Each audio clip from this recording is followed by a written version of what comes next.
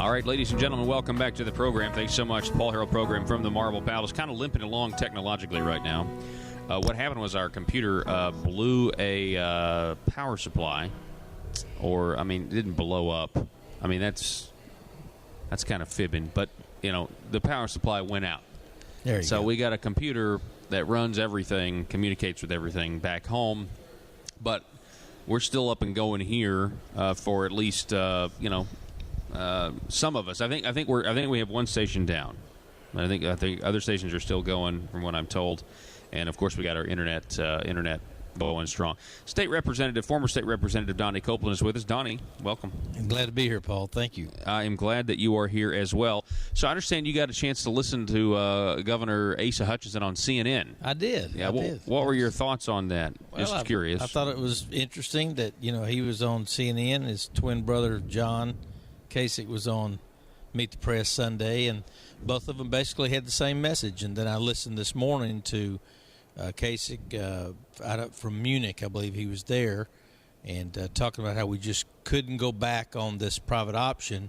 And he made it sound like that was all people that were severely disabled, etc. Yeah. What he failed to mention was that it was this expansion was not the typical Medicaid patient, but this is actually healthy working-age adults. Yeah, I've noticed that lie being brought back up in national reports. They mention Medicaid expansion, and they do say that it's for the truly needy or the blind, and Medicaid expansion is not for the truly needy or the disabled. That's for traditional Medicaid. Also, what they don't bother to mention is that they robbed 10% of Medicare from our seniors to pay for it. Yeah. So, which they worked, they deserve it, they should get it, and we robbed it from them to pay for healthy working-age people that would hopefully vote for them in the future. Yeah, I was doing some math, just some loose math the other day, today, because I was thinking about, I'll talk about the budget crisis here in a minute, but at one time we were spending $100 million a month, and it's actually more than that, but for the specifically Medicaid expansion, $100 million a month is what we were spending. Now, this is state and federal dollars. This was all federal dollars. I thought, well, what's 10%? What's 10%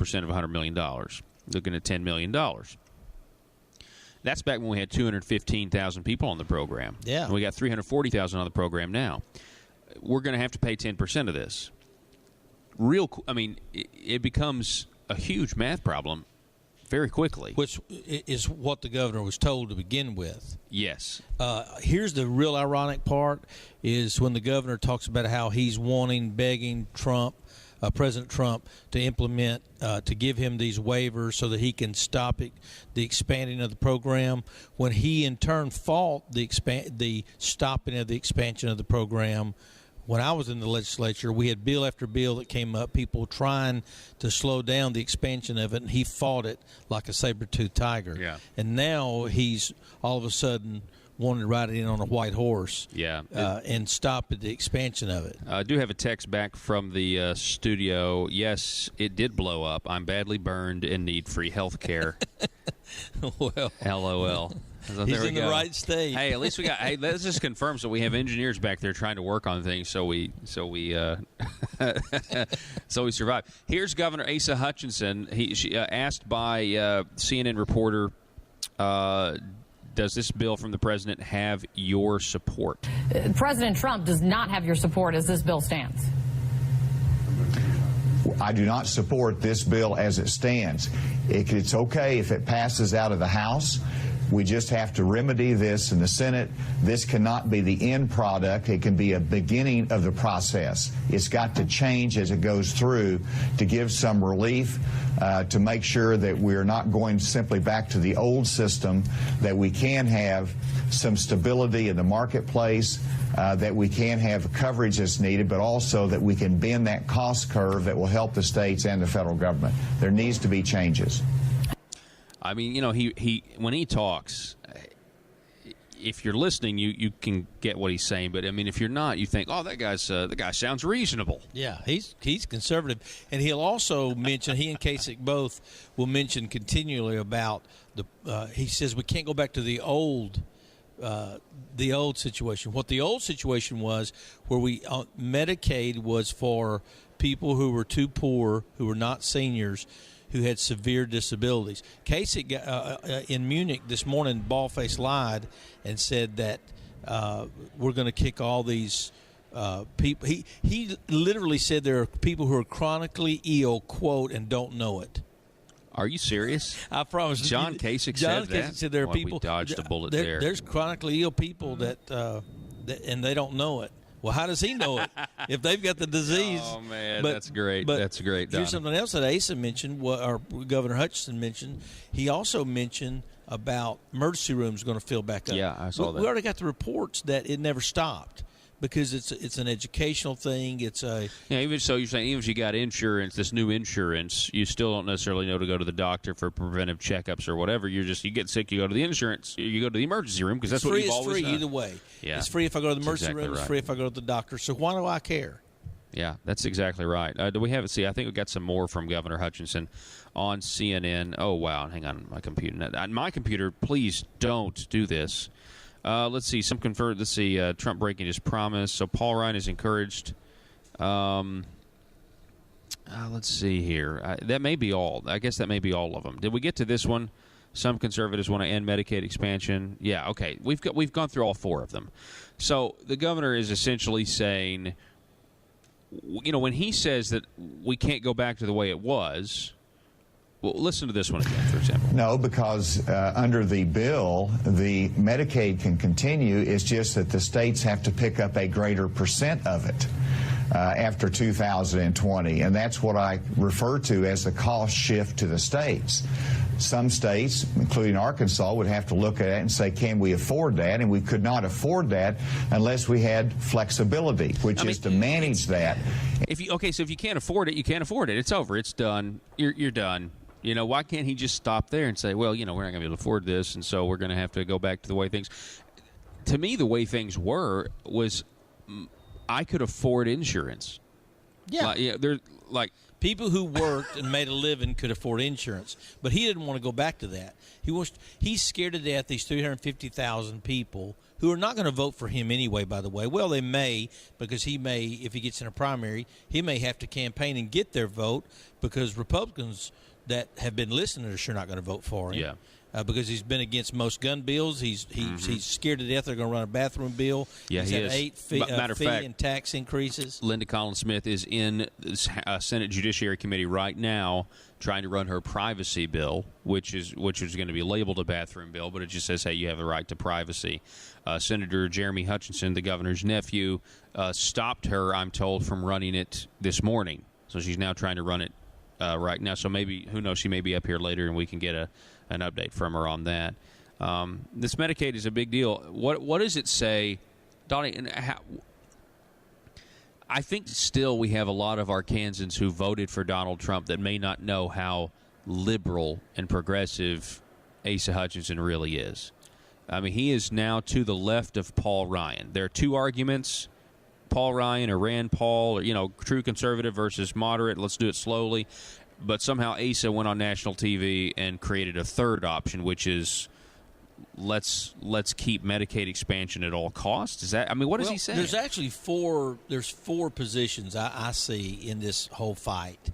And what I find fascinating is Arkansas, out of the 4 positions, is in when you look at legislation, when you look at government and government getting legislation getting passed, you got to look at who's got the most people on their side. And if you look at Governor Hutchinson, he's got the least amount of people on his side relative to the Republican Party. Yeah, that's true. Because he's one of only, 1 or 2 Republican governors that passed Medicaid expansion. So his constituency, or his team, if you will, is very small. Then you got Ryan and them, who I believe wants Obamacare 2.0. Then you got the Democrats that don't want anything to happen because they want to get to single payer. They want this to explode. They want all the insurance companies to go out of business so the government gets in the healthcare business so everybody can have the good service and good care like the VA provides and like our veterans are getting. And that's good. I will say this, though. You need to add the people. Governor Hutchinson's team is small. His point of view is small here. But then the Conservatives is the 4th one. Yeah, Conservatives is the 4th one. Governor Hutchinson's team is small, though, but he does have possibly he's got Mike Pence on his side, because Mike Pence is one of the governors that expanded Medicaid. Yeah, he and John Kasich and Asa Hutchinson can have a the Medicaid expansion trio. Yeah, so it's incredible, but it's neat. It's remarkable to me that we have a bill conservatives don't like, and that what we would call big government Republicans do like. Asa, who is a big government Republican, doesn't like it, but not for the conservative reasons. Yeah, it's for entirely different reasons. Yeah, it's so. His main reason he doesn't like it, he's scared to death that he was hoping and praying that Hillary would get elected so that he could keep. His worst day was when Donald Trump got elected. I think you're right, Donnie. I really do. That's a statement that a lot of people would say is controversial, but I told somebody that the other day. If you go listen to this CNN interview and you go read some of the stuff he said to the press, you would have thought he would have rather Hillary been elected, because he wouldn't have this problem right now. Governor Hutchinson would continue to have this federal money coming in and able to work adults getting welfare. I can prove that to you in kind of a back channel way. Think of the network that he went on. He's going on MSNBC today. Yes. And CNN Sunday, I guess. So those two are the most adamant against Donald Trump. And so they're not going to have him on if he is in lockstep with Donald Trump. You know, that's a good point. Yeah. So CNN and now MSNBC, they're having Governor Hutchinson on to try to make the Trump administration look bad. They're trying to show, can we find as many Republicans as we can that are disagreeing with the president? Here's another thing that gets lost, and I learned this through the Foundation of Governmental Accountability, FGA, out of Florida. They do great work. They have a poll or research, extensive research they did, that when people get off of Medicaid expansion, when they get off of government assistance, it's like 90% get a job. So really what the governor is against is people going out there getting a job, because if I've got health care, if I've got food stamps, if I'm getting some kind of disability payment, why in the world do I need to work? Mm-hmm. And so if you start cutting off some of those things, and I'm not talking about for the vulnerable, I'm not talking about for severely disabled children, I'm not talking about for people that are in, or the people like John Kasich says that are chronically ill and they don't know it. Yeah, that's so strange. I got to go hear that. Yeah, you got to watch that. That's crazy. It's otherworldly for sure. Yeah.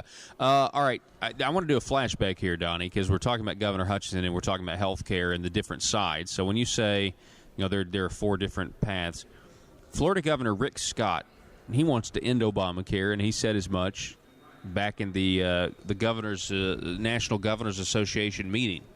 Florida Governor Rick Scott was there. Asa Hutchinson was there. We've covered this on the program, but this is what Florida Governor Rick Scott said when he was describing the different fronts when it comes to repealing and replacing Obamacare. Florida Governor Rick Scott warned it won't be easy. The empire will strike back.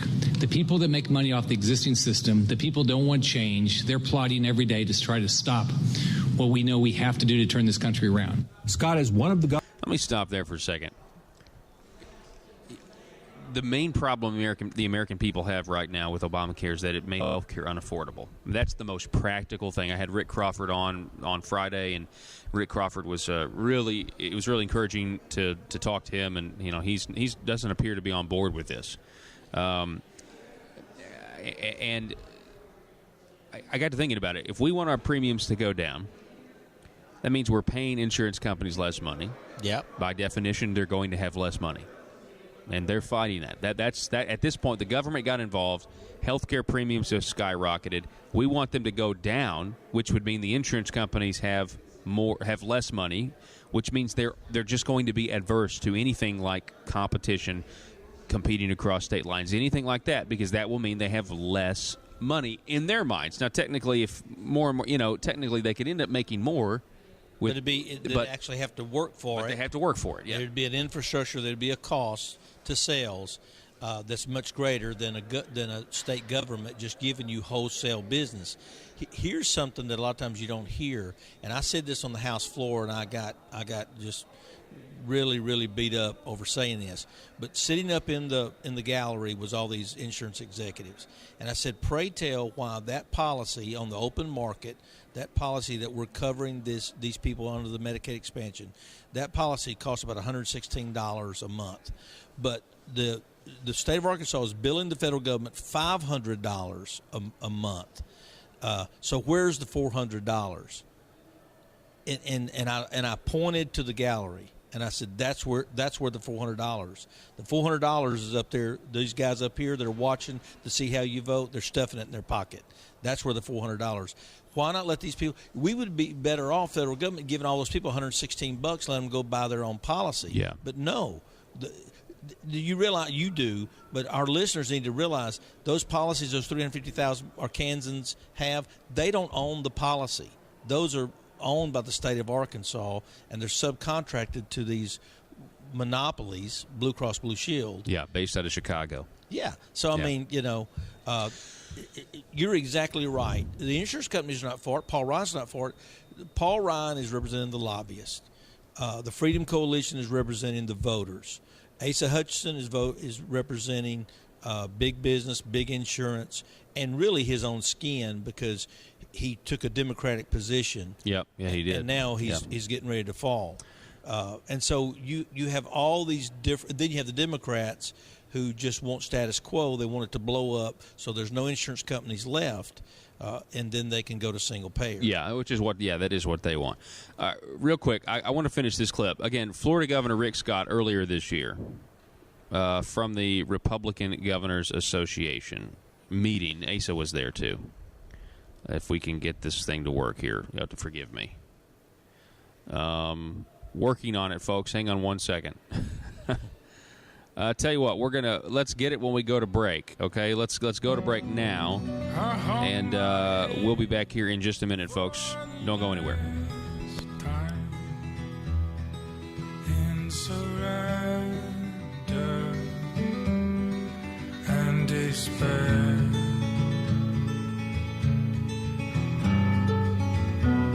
Before I'm dead, I'll take the last climb up the mountain, face my fears.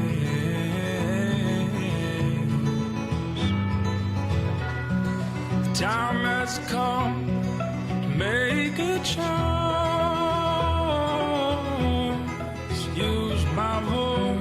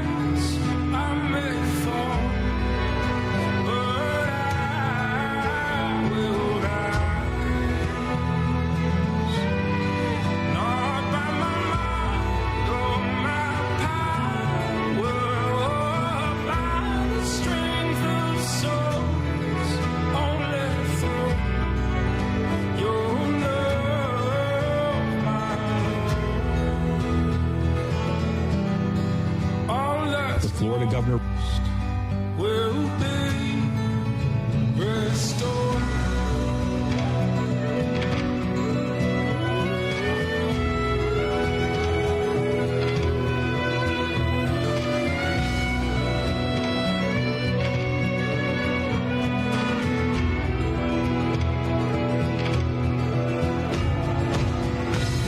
Take courage, sons, for we must go on.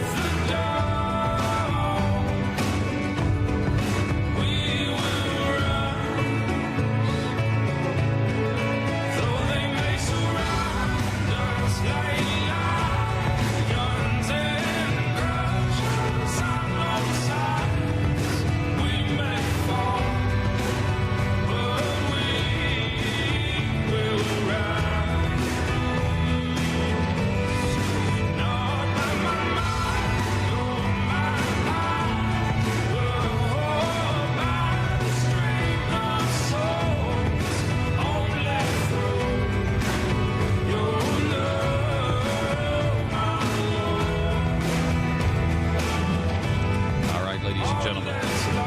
Welcome back to the program. Good song, isn't it?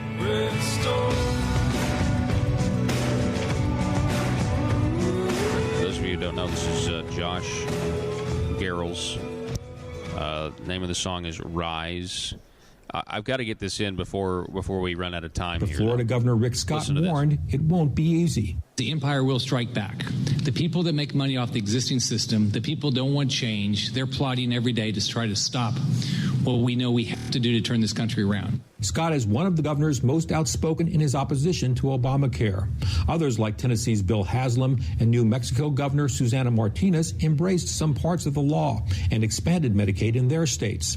Martinez says it's important that a comprehensive Republican alternative plan be ready before Obamacare is repealed. There's going to have to be a transition and never leave everyone uninsured. On replacing Obamacare, Arkansas Governor Asa Hutchinson injected a little personal political realism into the discussion. Hutchinson said Trump and congressional Republicans need to take a thoughtful approach in how they deal with mandates and health care exchanges, key parts of a program that provides coverage for some 20 million Americans. These are things that we now have an opportunity to revisit, but we have to get it right. Because in 2018, I'm up for re-election again. That is Governor Asa Hutchinson at the Republican Governors Association meeting. You have, again, Rick Scott saying the empire is going to strike back. Anybody whose wallet's going to get lighter is going to have a problem with this. And the governor is like, and I think this is why he's going on MSNBC and CNN. He really is afraid that if we have to cut 340,000 people who are on this free health insurance program, which is that he's going to get, he's going to lose power. That's what he's afraid of. What's ironic, Paul, is he is consistently more concerned with the people who didn't vote for him than the people that did vote for him. That's exactly right. And I give you a great example of that is whether it's a bathroom bill, whether it's a gun bill, whether it's a RFRA, whether it's a tax increase, on a regular basis, he finds himself on the wrong side. He is supporting the position of people that have not and will not vote for him. Yeah, that's a good point. And I don't know if he's maybe thinking because, the conservative base is no longer with him. I mean, we've been burned by him so many times. The establishment Republicans are. The fringe on the left aren't for him. But I think he wants Democrats to vote for him next time. And I don't think that's going to happen. The Democrats are going to run somebody, and I think it's going to be close. I think it'll be a close race because there'll be such a lack of enthusiasm among the grassroots, door knocking, limited government conservatives. Keep in mind, you got to win a primary if you're primary before you win a general. Now, here's how I think he'll win the primary, and I think it's his only way, quite honestly, to win a primary is he gets all the moderates and the people who don't notice what goes on, and he couples that with Democrats. It's like a Speaker of the House. How do they get a moderate? How do they get a big government Republican as Speaker of the House? They get all the Democrats and a few Republicans. Yeah. That's how they've passed most laws this session. Yeah, that's a really good point. And of course, that is how they'll pass the gas tax when the Democrats are satisfied and they come back and they run the gas tax through. Well, they're just holding out till they get what they want. Yeah, I mean, they're smart enough to actually get something out of it. Yeah, And then the rest of us have voted on principle, and the people that voted yesterday know against the gas tax. Yeah, you're exactly right. It's just it'll certainly be interesting to see what exactly Arkansas is going to do with this, because it's just like you said, they can't plead ignorance. We're talking about the biggest supporters of this. The Republicans that they knew this was going to happen. We knew that the program was going to explode in population, and that at some point the government was going to say, "We're not going to give you the 10%." And they always said there was an opt-out clause. We can opt out if they make us pay more than 10%. Well, now we know. Now we know that that's not going to be the case, even amongst the Rhino plan, as they're calling it. We'll be back with former State Representative Donnie Copeland, ladies and gentlemen, from the Marble Palace.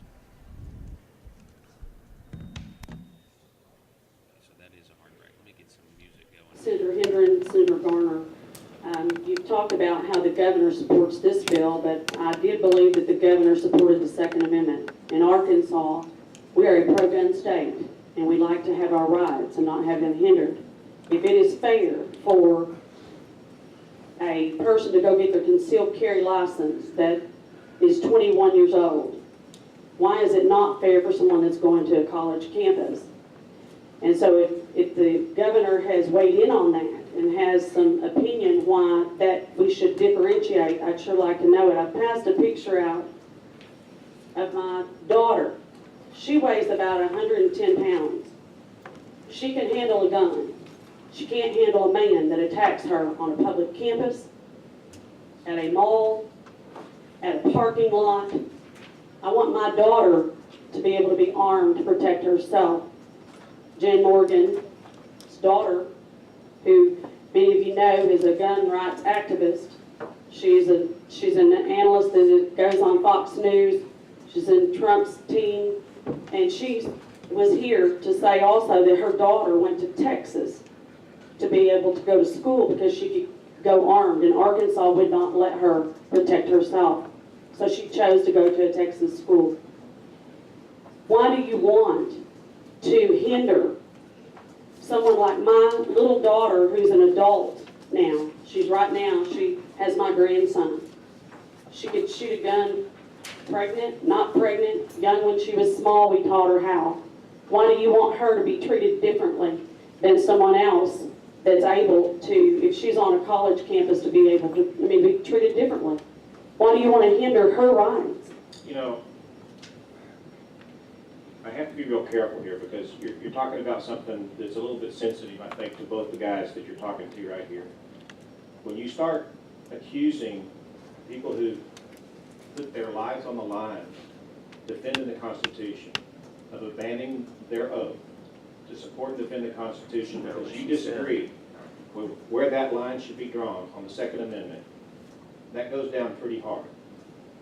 We've both seen the price that people have paid to defend not just the Second Amendment, but the entire Constitution. So let me just start by saying my commitment, and I think Senator Garner's commitment, and I know Representative Collins' commitment to the Second Amendment is just as strong as yours is. And the fact is, what we just saw here, your daughter is not going to be protected by a bill that cannot pass. And that's what we have. What we have here is a bill that is supported by the largest gun rights association in the country. And we can pass that, and we can have additional protections for not just your daughter, but for all of the kids and for all of the adults who want to practice gun ownership responsibly and get good training and avoid some of the horrible accidents that can happen when a weapon is in the hands of somebody who doesn't have that training. Or we can do nothing because there's not the political support to pass a bill, and including mine, that has no restrictions on it. I want to follow up on that. We have to remember that as of right now, your daughter can't carry on a college campus. I want to protect her as much as anybody else, Senator. I think that's a valid thing to do. This amendment will move the ball forward in a significant fashion. 8 hours of training will be beneficial to her. It will help her better protect herself moving forward. She will have a very reasonable way to protect herself moving forward. The malls and some of the other issues you talked about, there's other exemptions as well that will move forward where she'll be able to protect herself in this bill. I have a follow-up, and that is, first of all,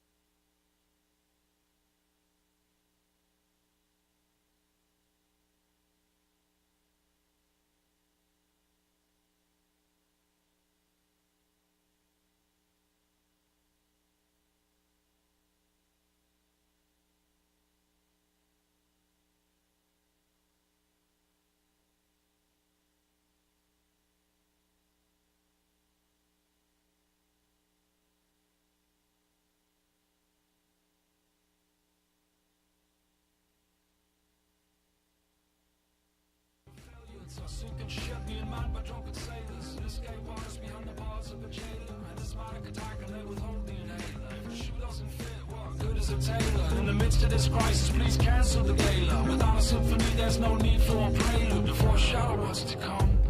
See, the secret committees commence with their meetings to make red tape in response to simple questions. Questions threaten the perception of a beneficial system or pyramid scheme with its cogs and its pistons. Mechanization of man, making more and more live in a miserable existence. How can so few claim so many victims? And this begs the question. My arrest is a weapon against the oppression of man's obsession to control. All right, ladies and gentlemen, welcome back from the Marble Palace. Thank you so much for being with us. The Paul Harrell program, the intersection of conservative ideas and reality, where we are building a liberty machine. We want you to be a part of that liberty machine. One of the ways you can do so is to text us today. The number is 870-275-9799. That's 870-275-9799. Joining us once again, former State Representative Donnie Copeland is with us. Glad to be here. I'm glad you say former. I spoke at a prison recently, and the guy introduced me as state representative. And so 3 days later, I've got a deluge of mail asking about certain laws and so forth. So I asked the guy, I said, if you have me back, please say former state representative. So, Yeah, so I forwarded that you stuff can't on do to anything about right. it. So I forwarded that on to my state representative, who, by the way, I'm very proud of. He voted against Carlton Wing, voted against the gasoline tax, and I called him personally and told him I was very proud of him. Oh, good. Well, good. Yeah. Good. Yeah. Carlton, he made some good points. Yeah, he spoke up. Yeah, and did a good job. Really well. So, all right. What do we want to talk about this hour here? We're awaiting news about what happens with Linda Collins-Smith privacy bill, which is a bathroom bill in a way, or it'll be labeled a bathroom bill. When the governor wants an amendment, to get what he wants. I will say this: we do have a few interesting things to get to. Dan Douglas is kind of back in the news. That's disappointing. Is it really? Well, he was the one carrying the gas tax, and he went.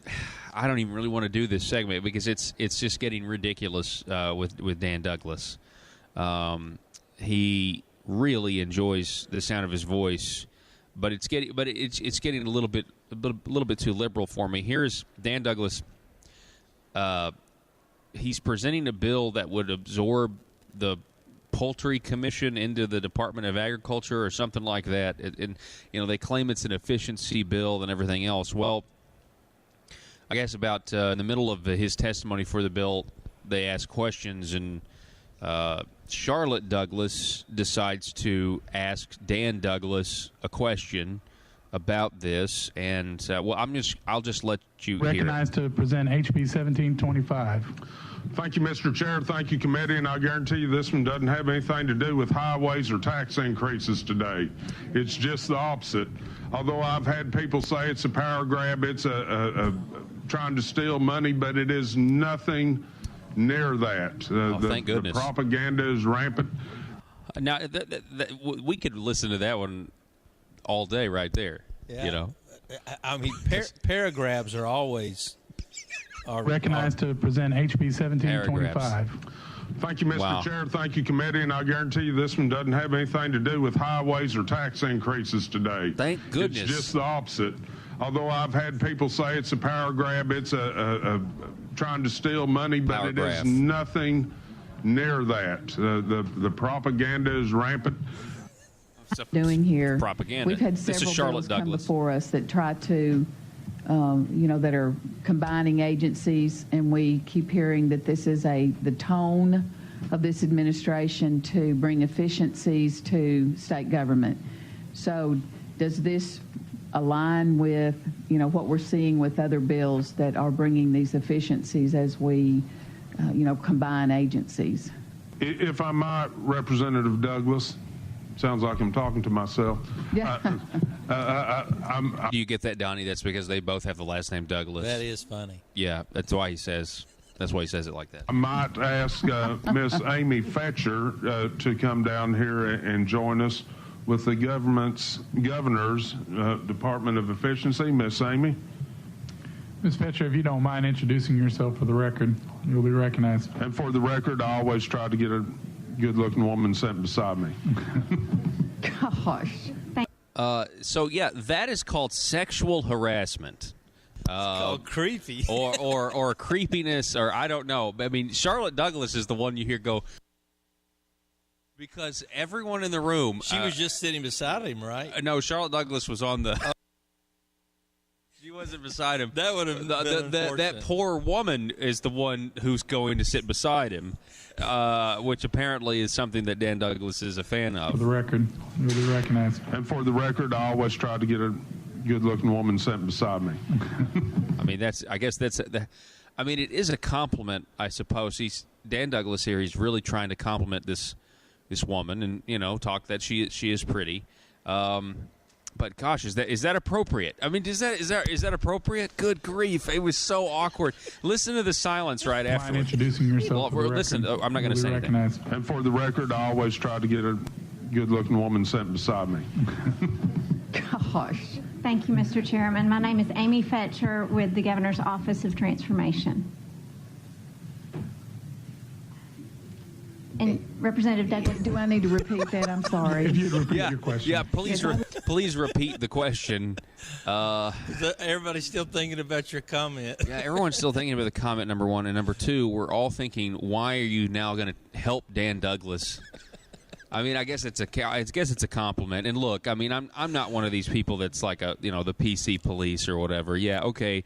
I certainly think it's not sexual harassment to like go up to a woman and tell her that she's attractive. Assuming that, I mean, assuming you're single and everything else, and whatever. It's the field is open. Okay, whatever.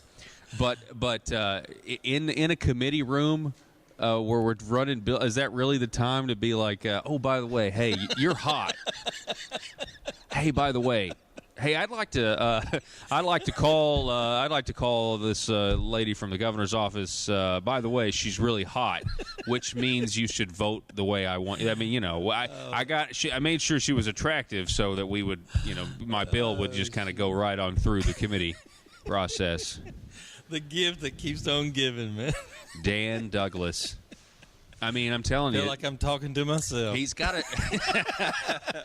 I wish he would start doing that. That's the only thing that could make Dan Douglas better is if he was like, a Dan Douglas doesn't vote for a bill. A Dan Douglas votes for only good bills. Like Ricky Henderson speaking the first person. Yeah. You've got. That's the only thing that would make Dan Douglas better.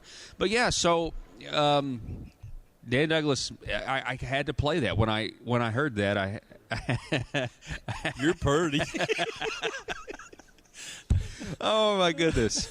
And everybody, and Charlotte Douglas, bless her heart, like gosh, she's like gosh.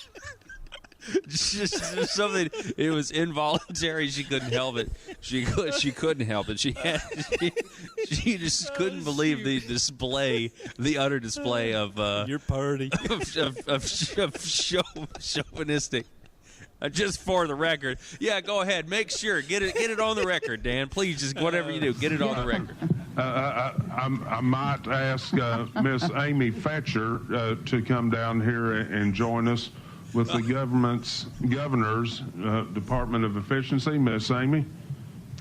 Ms. Fetcher, if you don't mind introducing yourself for the record, you'll be recognized. And for the record, I always try to get a good-looking woman sitting beside me. Gosh. Thank you. Oh man, it's on the record now. We've got it. I mean, you're listening to it now. It is now officially a part of the record. I'm just glad he didn't use that line in Deliverance, which I didn't watch, by the way, but something about a pretty mouth. Yes. Yeah. Yeah. But you never know. You never know. Don't give him any ideas, Donnie. Don't. Amy, you got a pretty mouth. Oh, my goodness. Now, as he was closing for the bill, that was the worst. But as he was closing for the bill, he decided to list man's biggest fears, which are these. There's four of the biggest fears to man are dying, conspiracy theories, change, and that's what this is. It's a little bit of change, and people are scared of change because you don't know what's going to happen. Under this, you do know what's going to happen because it's spelled out what can and what cannot happen, and what can change and what cannot change. The fourth thing that man fears is a mad wife. But with that, I would appreciate a good vote, and thank you, committee, for your indulgence. Oh, man. Yeah, I bet he said bad. Yeah, a bad wife. The fourth thing a man fears is a bad wife. So that's a recap. That's fear of dying, conspiracy theories, change, and a bad wife. Those are the four biggest fans. Do what? A bad wife. Maybe it was a mad wife. I don't know. Either way, works. Yeah, either one works. Oh, man. I wish Charlotte Douglas' microphone had been on when he said that. Gosh. Oh, man. So anyway, that I don't mean to keep highlighting Dan Douglas every day, but I mean, don't stop. he's in all seriousness, he is running a ridiculous amount of bills. He's being used to. I got a text message here just a second ago. How in the world did Dan Douglas ever get elected? I don't know. It seems like he got elected for the sole purpose of getting primaried and getting thrown out of office and getting a government job. I mean, that's what he's on the way to do. He needs to be primaried ASAP. Think about the governor's bill runners. He's got Jake Files and Dan Douglas. Yeah, and they're all from that Bentonville area, too, which is... Isn't there a nuclear... isn't there like a nuclear plant within 100 miles or so there, right? So that could affect the water supply. Okay. Oh, yeah. I didn't realize that. That would be... You know where I was going with that? I had no idea where you're going with that. But, yeah, you never know. It's it's all of the... sorry.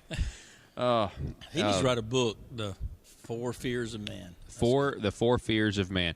You know, remember doing a little flashback here back on the 23rd of February. One of the fears was throwing people out of nursing homes. Could I do a closing statement or two here? I'll keep it quick. Thank you. Okay.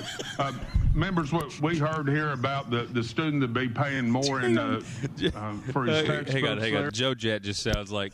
Thank you. Yeah, Joe's so cool. Yeah, but he feels sorry for Joe Jett. He sounds like he's so defeated. Like, thank you. Please do keep it brief. It reminds me of I can't take this anymore. One of the judges on Good Wife. You know, those judges were always so entertaining. I don't know if you ever watched. No, I've never seen it. Yeah, yeah, but the judges were like the central part of that show. So I'll keep it brief. Thank you. My goodness. I mean, anyway, this is what he was talking about. You know, he wanted to. He wanted nursing home owners, or I'm sorry, not nursing home owners, but we were going to have to draw straws to see who got kicked out of a nursing home. Could I do a closing statement or two here? I'll keep it quick. Thank you. Okay. Members, what we heard here about the student to be paying more for his textbooks there. Well, we've heard higher ed also say one reason tuition is so high because we hadn't had state funding. We've got to have the money to do that. If we have more revenue, we might be able to give additional funding to higher education. We heard about the single mother. I'm going to have to make a montage of this someday. Who's going to be paying more for her internet purchases while she's sitting at home ordering. She may be sitting at home because the local store where she could have worked is closed because of an unfair advantage of the online retailers. We have to take care of our state. You know, we have to take care of our local businesses. And it's not a Democrat or Republican issue. It's an Arkansas issue. And, you know, I don't know. We passed medical marijuana here. I didn't know we'd realized we'd started smoking it yet. But some of this stuff, let's do away with taxes. That's fine. Which school you want to close? Which prison you want to shut down? Or are we going to draw lots to throw people out of nursing homes? How are we going to fund these issues? We all know that. What are we drawing? Yeah, drawing lots. Lots. Yeah, drawing lots. I see a montage with the background being Joe Jett and Charlotte Douglas alternating. Gosh, thank you. Gosh, thank you. Yeah, what are those called? Where they actually make music out of them? Yeah. What are those called? Yeah, it's like a remix or something. Yeah, like it's a remix. Yeah, but they'll make an actual song out of it. Yeah, a mashup. Dan Douglas is a prime candidate for that. Gosh, thank you. Gosh, thank you. Whether you shop at VictoriaSecret.com or I'm not I always like to have a pretty woman sitting next to me. I mean, good grief. And, Donnie, you missed it yesterday. Donnie. I hate that. Oh, man. I knew I'd catch up on your show, though. Okay. Hang on a second. We've got time for this. If I can find it. Who said politics is not fun?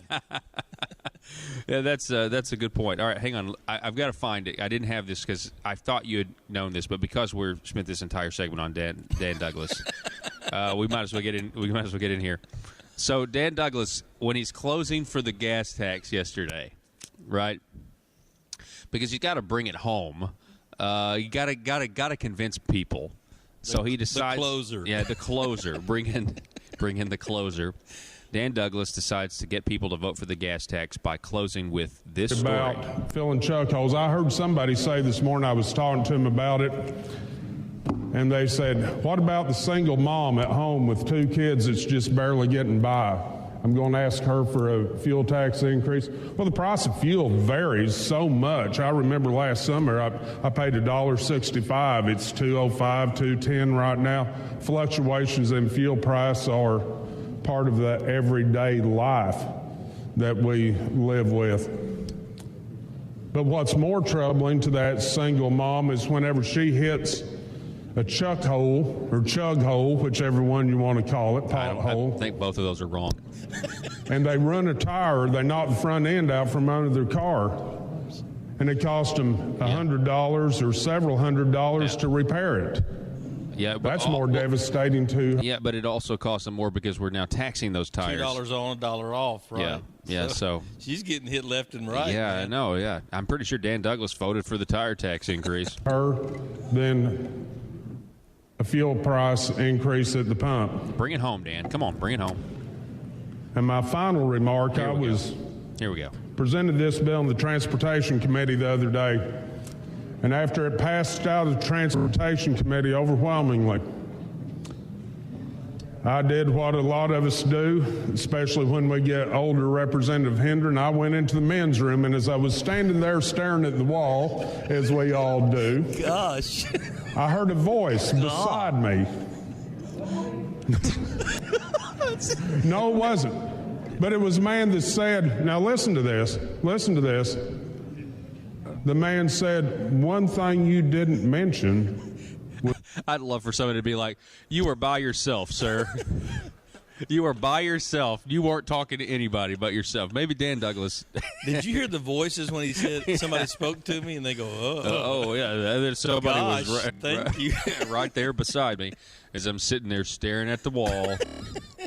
Oh, my God. Representative Hendren, I went into the men's room, and as I was standing there staring at the wall. What an insult to Representative Hendren. As we get older, Hendren's the oldest guy in the room.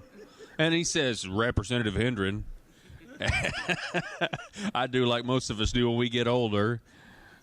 When I pass the bill, I go to the bathroom. Pass. That's what he said. Yeah, well, just pass the bill. Gosh. This is ridiculous. All right, we're taking a break. We got to regroup. We're going to reset. You're listening to the Paul Harrell program. Back in just a moment. Become a puppet in a diabolical scheme. How the good men become a part of the regime. They don't believe in resistance.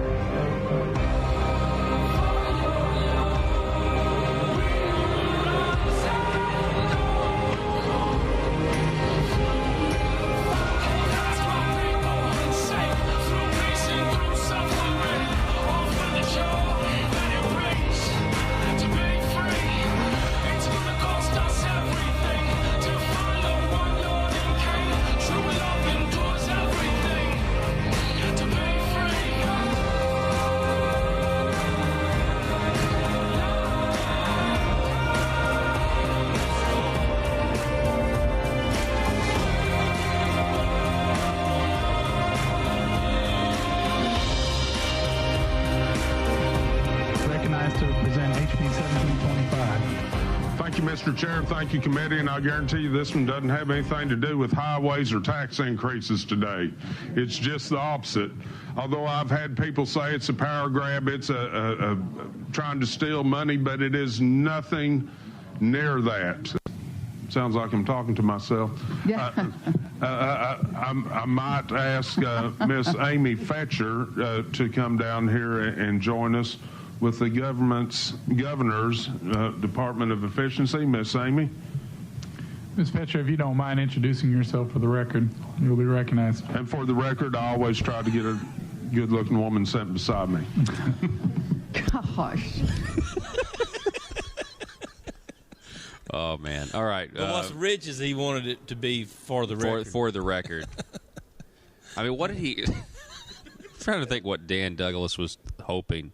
Like, what did you expect this woman to say who's coming to testify on your behalf when you've just kind of embarrassed her or flattered her? I'm sure there might be some women out there who really, really, really want to get public comments by State Representative Dan Douglas, at the at the committee room. Maybe that's something that women want. I don't know. I just can't imagine that. I really feel sorry for that woman. I really do. All right, so we're here with State Representative Donnie Copeland, former State Representative Donnie Copeland. Do not send me your letters. Do not send. I can't help you get out of prison. He can't help you do anything. He can't help you get out of prison. Just forget it. But we are up against a hard break, as we kind of went over. We're up against a hard break, but we're going to be back, and I want to talk about the Second Amendment because Charlie Collins' bill did pass out of the House today. We can kind of rehash that. But more importantly, State Representative Aaron Pilkington, he ran a bill in Judiciary Committee yesterday, and a representative from the Arkansas State Police came and testified against it. This would have been a bill to remove concealed carry fees. Awesome. It would be an amazing, amazing bill. We'll talk about that, and you're not going to believe what the Arkansas State Police said as they testified against this bill. Back in just a moment. Our next governor will have to stand up to a liberal president and fight for Arkansas against federal overreach. President Obama has already raised millions for groups trying to defeat me. Well, there's a reason I'm not his choice. I oppose Obamacare. I want to cut taxes for middle-class families. And unlike this president, jobs and the economy will be my top priority. I'm Asa. As governor, we'll hit the ground running and never look back. There's a lot of negativity in politics these days, so I thought you'd be ready for something a little different. Like what I'll do as governor. Arkansans pay the highest income taxes in the region. Let's lower them. Put computer science in every high school and demand high expectations and choice. Give our workers the training they need to compete and stand up every day to Washington's overreaching regulations. I'm Asa Hutchinson. As governor, we'll hit the ground running and never look back. My truck has over 130,000 miles on it. And my car, it has even more. If there's one thing I don't believe in, that's wasting money. So while there's a lot of ideas on how government can spend more, as governor sometimes you just have to say no. It's the only way to control the size of government and be able to reduce taxes. I'm Asa Hutchinson. As governor, we'll hit the ground running and never look back. Arkansas's next governor will have to stand up to Washington liberals like President Obama and Nancy Pelosi. I'm Asa Hutchinson, and I've fought for conservative ideals all my life, like tax cuts for middle-class families. I've always defended the sanctity of life, never wavered, and I believe in the Second Amendment, just what it says. And Obamacare, I've always opposed it, always will. I'll be a governor with Arkansas values and Arkansas common sense.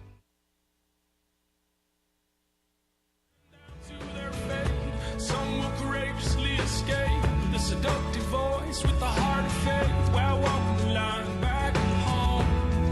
There's so much more to life than we've been told. It's full of beauty that will unfold and shine like you struck gold, my wayward son. The dead weight burden weighs a ton. I'll go down to the river and let it run. Wash away all the things you've done. Forgiveness, alright.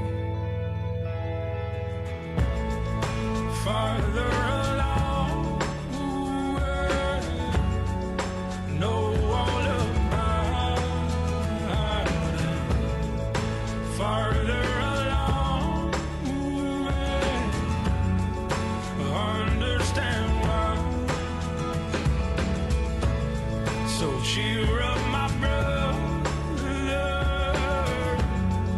live in the sunshine.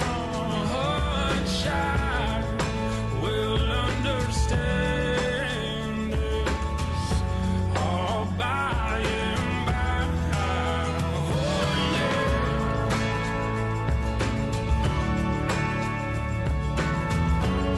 La, la, la.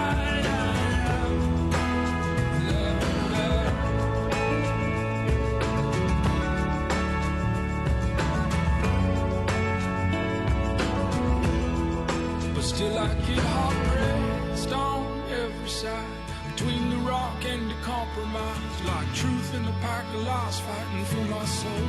I got no place left to go, 'cause I got changed by what I've been shown. It's more glory than the world has known. It keeps me rambling on and skipping like a cave loosed from its stall. I'm free to love once and for all, and even when I fall, I get back up through the joy that overflows my cup. Heaven fills me with more than enough. Broke down my levees and my bluffs, let the flood wash me.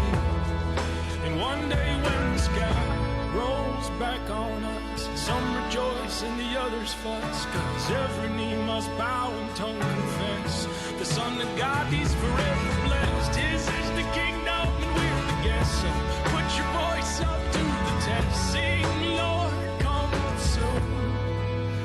Oh, yeah. Farther. All right, ladies and gentlemen, welcome back. That is Mr. Josh Garrels, Farther Along. Really, really great artist. I mean, it's one of the best alive right now, as far as I'm concerned. I love it. I've watched quite a bit of his stuff live as well, on YouTube live. Yeah, yeah. Yeah, live is great. Yeah, Donnie, you were here when we, I mean, I knew of him. I've known of him for, I guess, about a year, maybe less. And he's got tons of stuff. He's been around for a long time. And I found his music and just started listening to it all. And then one day I just felt the need. I just wanted to play one of his songs here from the Capitol, honestly, because I was just so depressed. Yeah. And I wanted to hear something that was just focused on God's kingdom and not the kingdoms that everybody else is chasing down here, thinking that they're going to make themselves, their lives complete and whole, you know? And anyway, so then you heard Josh for the first time, and then you went and listened to him. Yeah, you turned me on to him, and I went home and downloaded I think 4 or 5 albums. So yeah, that's pretty awesome. Yeah. All right. So, freshman state representative Aaron Pilkington, he ran a bill to end concealed carry permits, licensing fees. So the permits would still be available, and the permits are useful only for reciprocity in other states, as far as I'm concerned, because we can't really control what they're doing. So there is still always going to be a use for permits. That's something to say. I don't think we should have to have them anywhere, but other states disagree. Would you agree with that, Don? Well, I kind of have to think this through, but I would, on first glance, say yes, I agree with you. Secondly, though, is I think you're right, and here's why.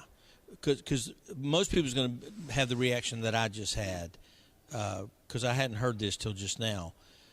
Well, what about background checks? Well, criminals don't do background checks.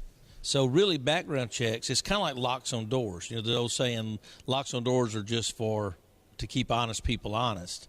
But I think this actually is the opposite, is a permit is really, because the criminals are not getting a background check. Yeah. They're not getting a permit. Yeah. And so really nothing's changed as far as the illegal activity. What would you say to that as far as making sure people that, I mean, a criminal's not going to try to get a gun permit. A criminal's not going to decide to kill some. Yeah, I want to kill that guy. Let me go make sure and see if that's legal or not, though. Yeah. You know what I mean? You're already there. So, yeah, I agree with you there. You know, there was a movement for a while, because Act 746 guarantees you the constitutional right to carry and open carry. And I think, by the way it's read, it gives you a right to conceal carry. And that is your permit, right? Without a license. The Arkansas State Police, in response to some of those ideas, they were saying that if they found out that you were open carrying, then they would revoke your concealed carry license. because they claim that they were subjectively interpreting the rules, trying to twist them because they didn't like open carry. That's one of the ways they fought open carry. The response by some Arkansans who believed Act 746 gave them the right was to open carry, but it was to give up their concealed carry Arkansas permit. I didn't realize that. And go to Arizona. And they would go to Arizona and they would get a concealed carry permit in Arizona that is reciprocal here in Arkansas. Wow. So Arkansas has to accept it, and they can't revoke it. Because the idea would be you're carrying under Act 746 in Arkansas, and if you wanted to conceal carry, you would still have that to travel to other states. I'm telling you, there are people that did this. There are people in the movement that did this because they were so fed up with the Arkansas State Police. And the Arkansas State Police, they put pressure. I think it's easily understood that they put pressure on Leslie Rutledge to give the opinion that she gave, which left the wiggle room for the Arkansas State Police to say you still have to have a concealed carry license to conceal carry. When the actual law, if you read it, it's very clear. You can do both. You can open carry, concealed carry, and you don't have to have the permission of the Arkansas government to do it. Well, think about this. While the state police can revoke your conceal and carry license, they can't revoke your Second Amendment right. Yeah. And so that's what people look to. Do we have states, and I'm ashamed I don't know this answer, do we have states that you can open carry and there is no permit required? There are some. Where that is the case, but I don't know that off the top of my head. I think it may be Vermont, or I think Conduit for Action had an article the other day about that, where Bernie Sanders' state was more pro Second Amendment than Arkansas, which with this governor is not real hard to do. No, it's not. Yeah, like you said, the Mitt Romney of the South is what we've got going on down here. Exactly. Now, what? Just kind of give me your opinion about what do you think licensing. Because I'm super pro Second Amendment. I grew up hunting. Grew up. I've never open carried or anything like that. But I just don't believe that the government. I believe the way Asa Hutchinson said he believed in his campaign commercial, where it showed him with a shotgun and he was out in the wilderness and he looked all Arkansas-ish or whatever, and he said, I believe in the Second Amendment, and it is what it says it is, or something along those lines. It was he was just clear. It is as written. I don't believe in regulations for the Second Amendment. It's kind of gone downhill from there, right? Yeah, and I know it's risky. I know there's a risk with people being armed. I think there's a greater risk for when people are not armed, though.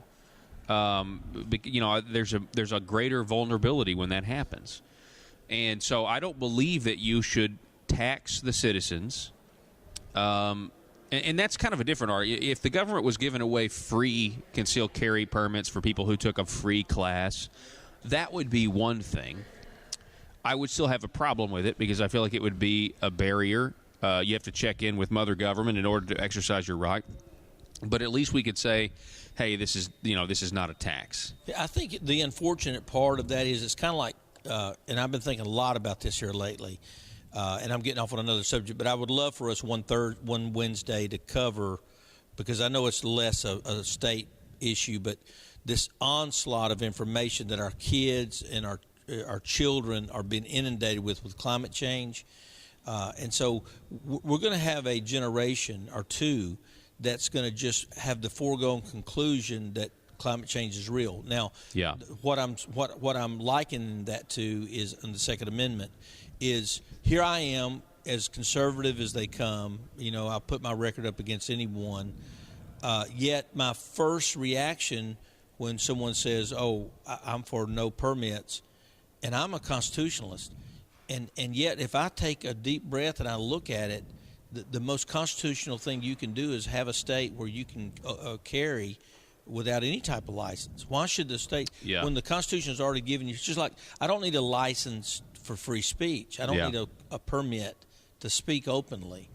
And I understand some of the concerns. I understand, some people, but I think guns in general just bring out this visceral reaction to people. Some people that are well-meaning, some people that are even would call themselves conservative in a lot of other areas. Yeah. And it's like, oh, guns, they're dangerous. You know, Yeah. we need to make sure people know how to handle them.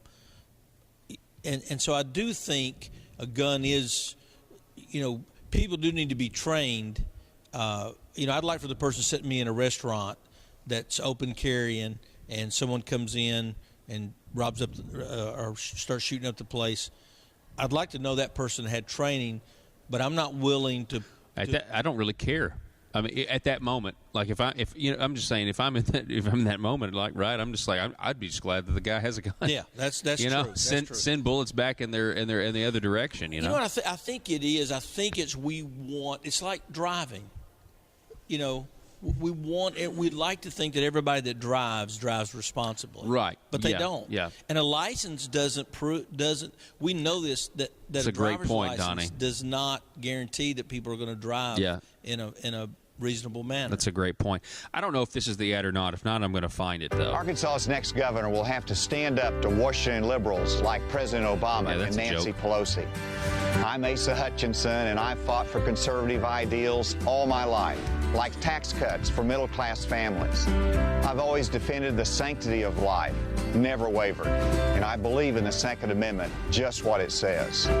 Just what it says. No, you don't. You believe that you could regulate it. That's why you threw a fit when they had an actual campus carry bill that was going to give people their rights back. I can see that ad running with the song, 1 out of 3 ain't bad. Let's finish the ad. Obamacare, I've always opposed it, always will. What a I'll be joke. a governor What a with joke. Arkansas values and Arkansas common sense. What a joke that is. You go back and listen to those Asa Hutchinson commercials, and they're just gun rights, Obamacare. He said, I believe in the Second Amendment, just what it says. Yeah. Just what it says. You know, anybody in Arkansas, if that's your number one issue, right, if Second Amendment's your number one issue, which that's a lot of people, you listen, you heard that, and you said, all right, it's my guy. Just what it says. You know, the right to keep and bear arms should not be infringed unless you are a student on a university campus who hasn't done the extra 8 hours of training and gotten an endorsement from a pistol instructor. Just like it says. Just like it. Second Amendment, just like it says. So on that, this is the audio I really want you to hear this segment. This is the Arkansas State Police spokesperson, Mary Claire McLaurin. She's testifying against Aaron Pilkington's bill, State Representative Pilkington. Did Dan Douglas have her No, come? Dan Douglas did not call her to the table. For her sake, I mean, gosh. That's what Charlotte said, gosh. Her dignity is still intact. Mary Claire McLaurin testifies against Pilkington's bill. This bill would have done away with the fees, which would be reducing the barrier to carrying a weapon. Now, that's a great bill. It is. It's a small step, you know, and you would hope that eventually we get rid of the licensing process entirely, although I just contradicted myself because it is good for the reciprocity aspect. People would still use it. Because I go to Florida pretty much once a year. All those states are reciprocal to Arkansas, you know, whether you go through Mississippi or Alabama. I like to go through Mississippi. People say it's longer, but they're wrong. So there's that. Listen to this. This is an incredible testimony by the Arkansas State Police. I'm Mary Claire McLaurin with the Arkansas State Police. Thank you, Chairman, members, for allowing me to speak to you today. The problem we have with this bill is essentially that it is very vague. It allows people to carry under the laws of the state of Arkansas and the United States Constitution, but as Representative Pilkington just said, there is a lack of clarification about those laws. That's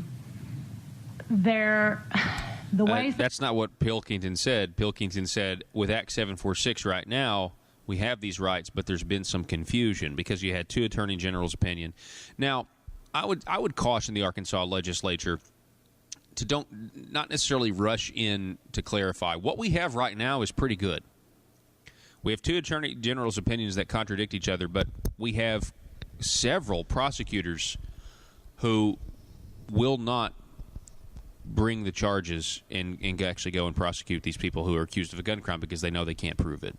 And you think the Attorney General's, up until this point, it's been more political maneuvering? She did a good job. And I'm thinking of McDaniel and McDaniel was Leslie Rutledge got closer to the actual, what I believe the real interpretation is. Just didn't go out. She said that open carry is legal under it, but then she said that cops could, if they thought you were looking funny, they could come up and ask you questions about your gun and that sort of thing. It's stuff that just really strange. And then she bailed the Arkansas State Police out by saying, but you cannot conceal carry under Act 746. And all that was to do was to make sure that the funding source of the Arkansas State Police remains. Now, and that the funding that's the key part. That's what this Mary Claire McLaurin is talking about. That it could affect state police are very significant. First of all, if you allow people to carry concealed without a concealed carry license, what would be the purpose of the concealed handgun carry licensing statutes? I believe many of you have probably been in other committees when you've heard people testify. Those statutes were implemented in 1995. They established the right to carry a concealed weapon in the state of Arkansas with a license. They also implemented a $100 fee for that license. They gave state police the sole responsibility for administering that program. In a way, the legislature at that time intended the concealed carry licensing fees to fund state police.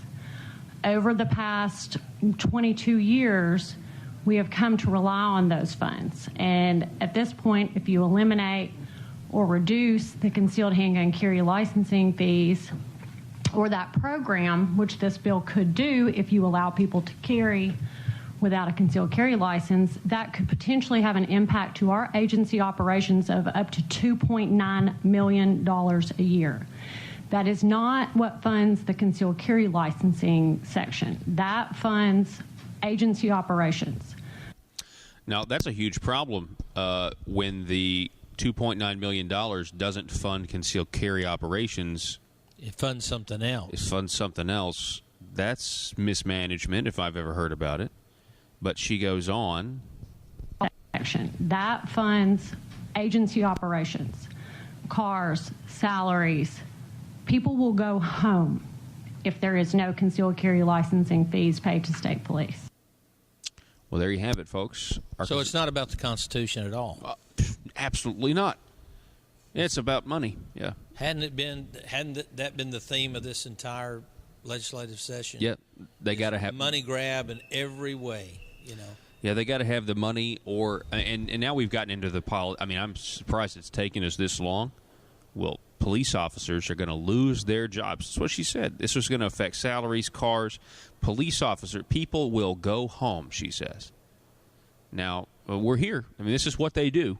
Anytime, in this case, they're trying to stop you from taking back your rights, and the government, in this case, would lose revenue, and they're trying to stop it, and they're trying to say now, police officers will lose their jobs if we end concealed carry permits. It would be interesting, and someone maybe in the room might know this, but what the total budget of the state police is. And I would just taking a wild guess here based on past experiences, that $2.9 million is microscopic to their entire budget. And so that's A. B, I guarantee you could go in there and cut $2.9 million of fat without even trying. That's A. B, as you said, we've got a major problem when we're taking the funds for one reason and using it for something else. Yep. That's a problem. Yeah, it just goes to show you that they became originally this money is going to go towards the state police. You'd think it would run the program that we're all talking about here, but it doesn't. That's strange. And my next question would be, well, how much does it cost to run the concealed carry licensing program? Because you would think it would be a wash. The service is no longer, or the fees are no longer needed. Of course, wouldn't it be awesome if you could get a license that costs $5 and we ran so efficiently that you could get training for free, because we wanted all of our citizens to be able to carry if they chose to. Yeah, it really. that would be a government service that's actually working. If you agree with the premise that we want to regulate the Second Amendment, we want to regulate your gun rights, which that's a huge problem. I was speaking to Charlie Collins' bill that it passed earlier today out of the House as amended, which is a bill that's now going to allow people who have a concealed carry license and are 21 or older on a college campus, if you get the enhanced license and the more training and everything 8 else. hours. 8 hours. If you do all that, then you'll be able to carry in the Capitol. You'll be able to carry on college campuses and stuff like that. I saw Trent Gardner. He was posting on Facebook about some of the publications about how this was a win, and there's no question they have now made it easy. Well, they have now made it possible for more people to carry than before. That's without question. That is what they've done. But somebody was just kind of on Facebook was just kind of going back and forth with people there saying, how dare the NRA even support this? How dare the NRA supporting more regulations, more fees, more obstacles to exercising my God-given right to protect myself? And that's the way I feel about it. I really do. That this was there were better ways, there were better solutions, better ideas that were out there, but Asa, Mr. I support it as is written, Asa didn't like it. Right. And he caved once again, just like he caved on RFRA, and just like he's caved on a whole bunch of other stuff, just like he caved on school choice. So I don't know that cave is the and I'm not correcting you. Go for it. I don't mind. But here's what I think. I think a lot of that is driven from the governor's office. From my experiences, tax increases, fee increases, most of that is not some legislator that's dreamed up, hey, I think I want to raise the tax on this or raise the tax on that or give the military a cut, but then turn around and raise taxes on everybody else. Yeah. More than it takes for that cut. So it's not him caving. That's his agenda. He is looking for hundreds of millions of dollars to pay for this Medicaid expansion, and so it's not caving. Donnie, you're exactly right. It's his agenda. Yeah, that's a different way to phrase it. Because a lot of times I critique him from the idea that he claims. I mean, we know he does claim to be conservative, but a lot of times I critique him based on him having an understanding of what conservatism is that is wrong. But you're coming at it more from an idea of, no, he knows what he's doing is not conservative. You're coming from a typical three branches of government and the push and pull. Yeah. But that's not what we have here. Mm-hmm. We have an agenda that comes down, and Democrats at this point are voting almost 100% with him. Sometimes waiting until they get what they want, and then 25, 30 Republicans joining with them, and they're a force to be reckoned with. Former State Representative Donnie Copeland, I appreciate it. So we're going to go to break, and we're going to listen to this Asa Hutchinson commercial one more time. All these promises that you can count on, because it's Asa Common Sense. Arkansas's next governor will have to stand up to Washington liberals like President Obama and Nancy Pelosi. I'm Asa Hutchinson, and I've fought for conservative ideals all my life, like tax cuts for middle-class families. I've always defended the sanctity of life, never wavered, and I believe in the Second Amendment, just what it says. And Obamacare, I've always opposed it, always will. I'll be a governor with Arkansas values and Arkansas common sense.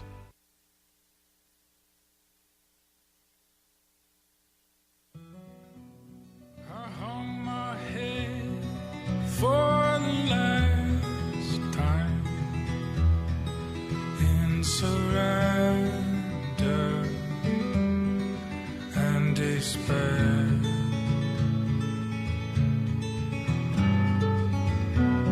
Before I'm dead, I'll take the last climb up the mountain, face my fears.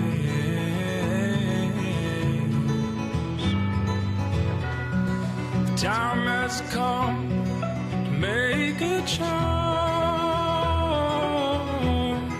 use my voice.